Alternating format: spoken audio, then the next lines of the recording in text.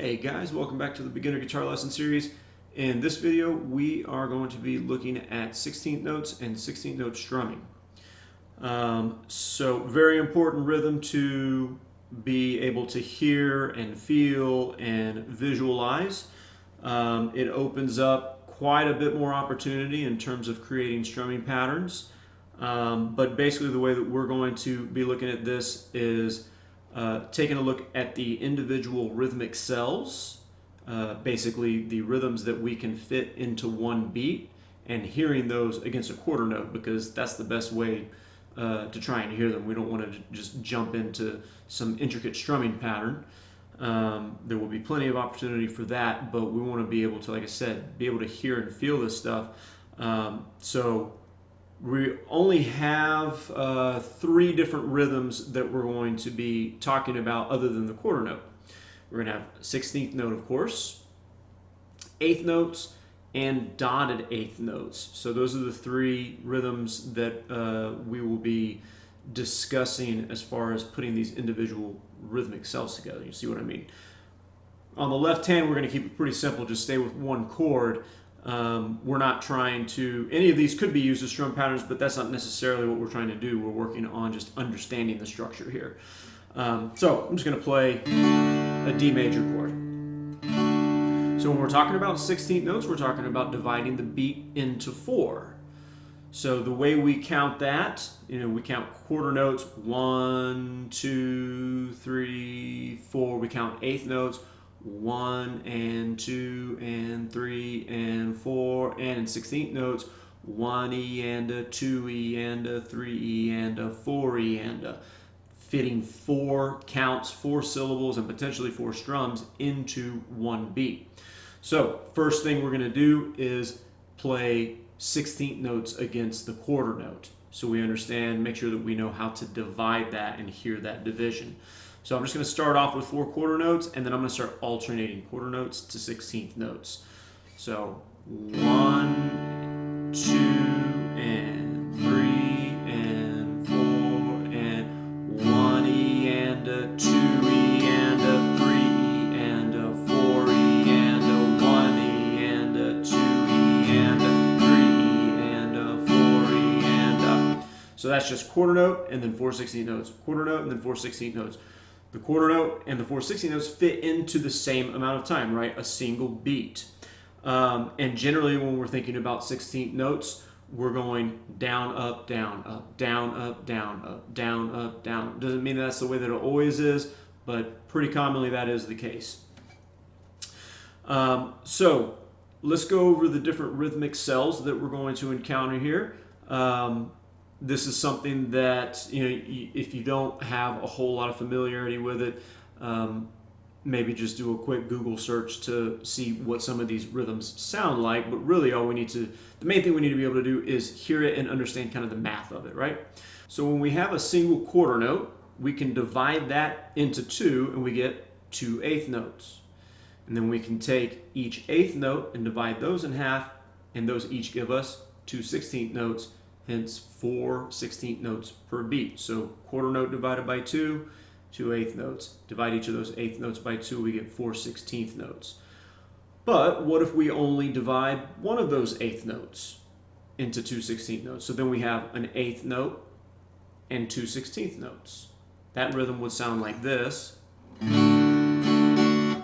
Basically, we're eliminating that first up strum. So if we're thinking all 16th notes, 1 E and a. If it's 8th note, 16th note, 16th note, then it's going to be 1 E and a, down, down, up. 1 E and a, 2 E and a, 3 E and a, 4 E and a. And that's a very common rhythm that you can really speed up and kind of get this galloping sound.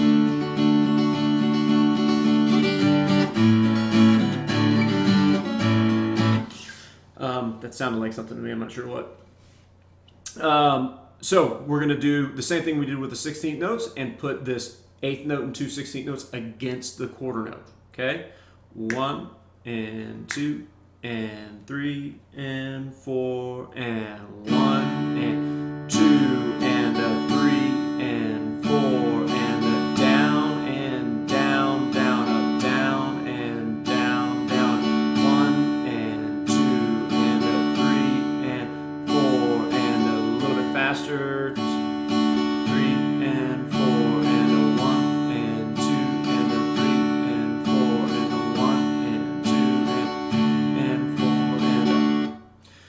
if we flip that rhythm, instead of an eighth note and then 2/16 notes, we get 2/16 notes and then 1/8 note.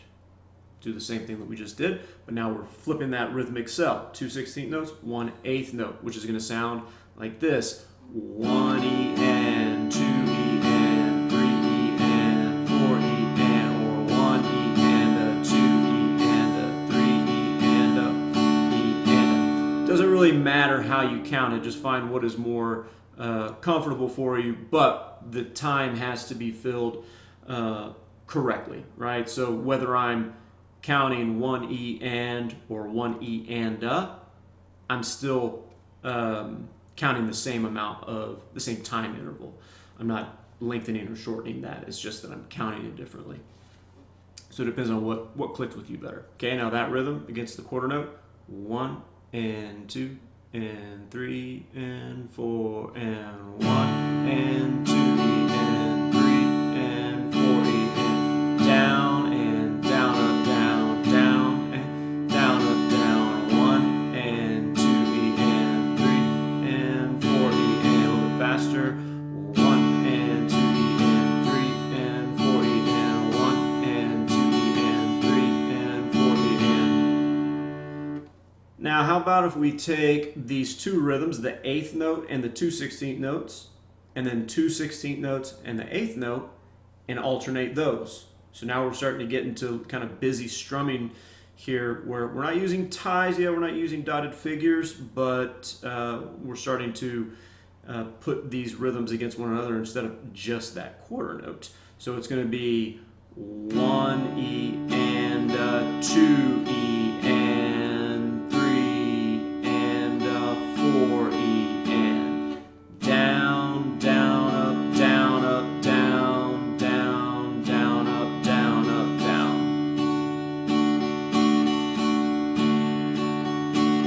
We start hearing this resultant.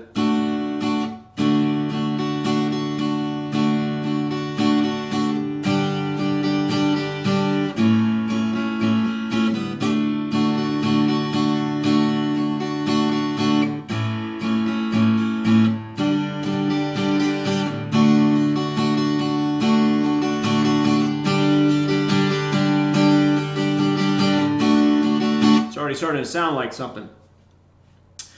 Okay, now we need to talk about dotted figures. So dotted figures, it's basically just a little bit more math, right? So if we take a quarter note, divide it by 2, we get 2 eighth notes. Take those eighth notes, divide them by 2, we get 4 16th notes in total for the beat. So just like we can take 2 16th notes, put them together to make an eighth note, we can take 3 16th notes, 3/4 of the beat, and make a dotted eighth note. So we could have a dotted eighth note and a 16th note, or a 16th note and a dotted eighth note. So those two rhythms are opposite of one another, right? So a dotted eighth note to a 16th note is going to be 3/4 of a beat, 1/4 of a beat. So just that by itself, 1 E and a 2 E and a 3 E and a 4 E and a. These rhythms are typically a little bit more difficult to hear for folks initially, but you just stick to it. Keep thinking about kind of the math of it and the consistency of the pulse. Your ear is going to pick up on it as long as you're counting. Your counting is consistent. So flip that rhythm: 1/16th note to a dotted eighth note. 1 E. All right, those are the two syllables we're going to hit. 1 E. So 1 E and 2 E and 3 E and 4 E and 1 E and 2 E and 3 E and 4 E and. All right, so let's put both of these against the quarter note. Quarter note to a dotted eighth 16. Quarter note, dotted eighth 16. 1, 2 and 3 and 4 and 1 and 2 and 3 and 4 and 1 and 2 and 3 and 4 and 1 and 2 and 3 and 4 and 1 and 2 and 3 and 4 and. Okay, 16th note, dotted eighth note.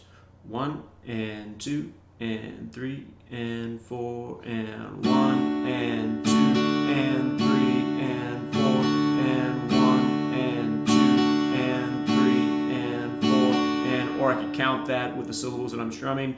1 and 2 E, 3 and 4 E, 1 and 2 E, 3 and 4 E. So that starts to get a little bit trickier because the rhythms are not symmetrical, right? When we're just kind of dividing everything by 2, I won't say it's easy to feel, but it's a little bit easier than when things get odd, especially with that quick up strum that we're throwing in, depending on where it's coming in, depending on the rhythm that we're playing. So let's try the same thing that we did with the 8th note and 16th notes. We're going to do dotted 8th, 16th, 16th, dotted 8th, dotted 8th, 16th, 16th, dotted 8th.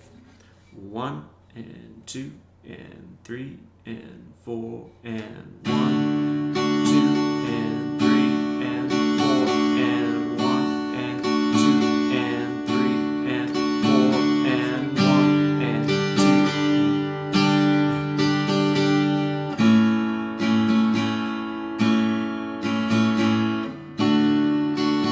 2. Start speeding that up a little bit.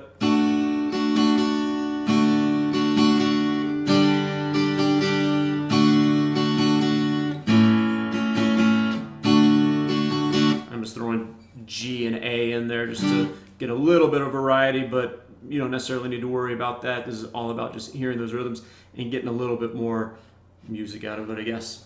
Okay, that leaves us one rhythmic cell to talk about, which is going to be 16th note, 8th note, 16th note. So we're strumming on 1 E, So I'm just going to count those syllables as I play. It can be a little tricky to hear.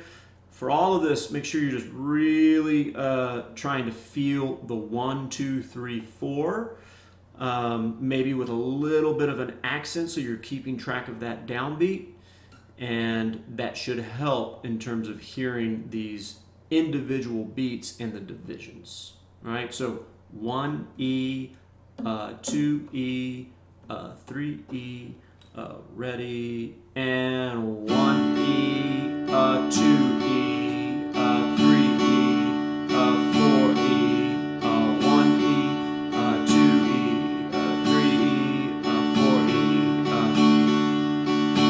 It can be pretty easy, if we're doing the same thing over and over, it can be pretty easy to lose the sense of where that beat is. So you really have to be thinking about your 1, 2, 3, 4.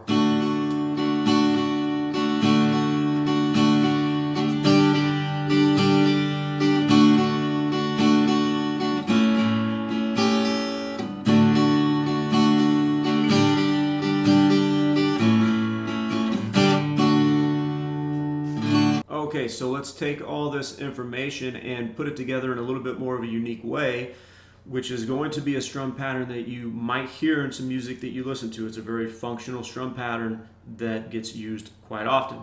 Not to say that some of the other stuff that we're doing doesn't, because you will hear that plenty, but this is going to be a little bit more intricate, a little bit more detailed, and maybe perhaps a bit of a challenge.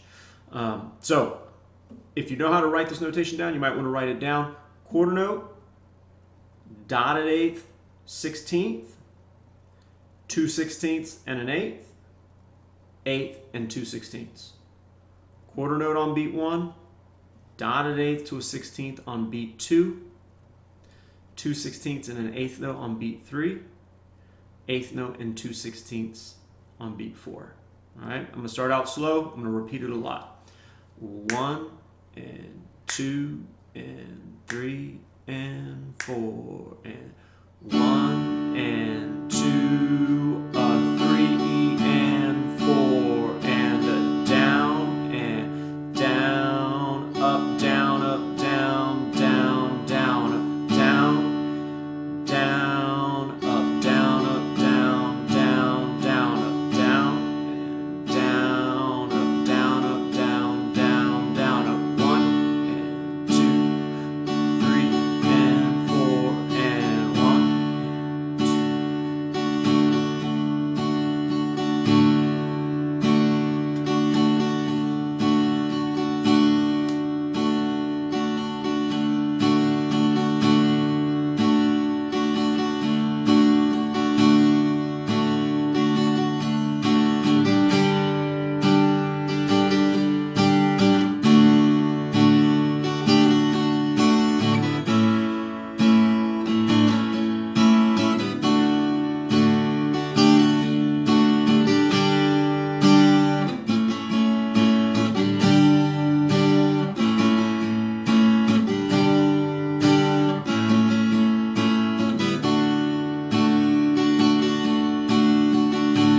So you could play that at different speeds, and it's busy enough, and there's a lot of variation in there in terms of the rhythmic cells that we're using.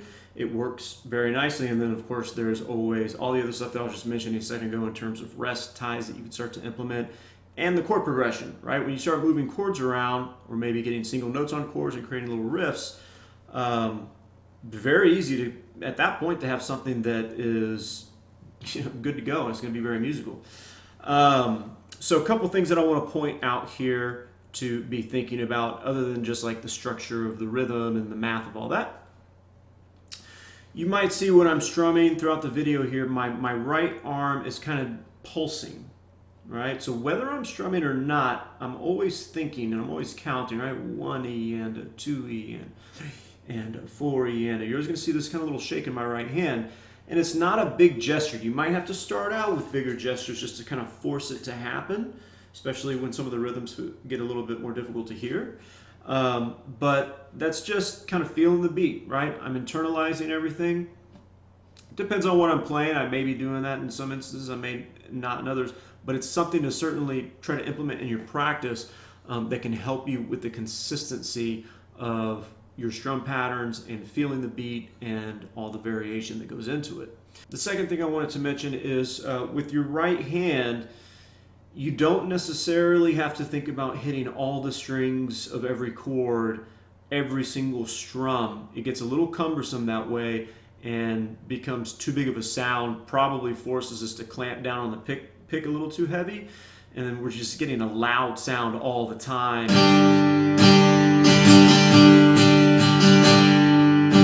So if you find yourself doing that, it's okay if that's helping you keep a beat and count along with your playing and all the things that we're having to manage. But it might be the opposite. You might find that if you don't do that, then it starts to feel a little bit more natural and it's easier to hang of things. So it's just something I want to point out to try and stay aware of as much as is possible as you're going through this stuff. You know, sometimes if you're hitting one or two strings, that's totally fine. You're going to have residual resonance, you know, from strumming a chord. This is still ringing out. So if I'm playing 16th notes, I don't necessarily have to hit every single string every time I'm strumming. And that is another way that you can make quite a bit of variation with the strum pattern. That's getting into like dynamics and articulation. So anyways, but I'll leave it at that. This is all about the rhythm and just understanding the rhythm. So hopefully that helps counting that out and understanding where these rhythms are generated from. And I mean, that gives you all the information you need to start creating your own, as long as you understand how to count and that, you know, we're just working with 4 beats a measure in repetition. So let me know if you have any questions, guys, and have fun with that. Maybe if you create a strum pattern that you really like, share it. Anyways, I'll see you in the next video. Thanks. Bye.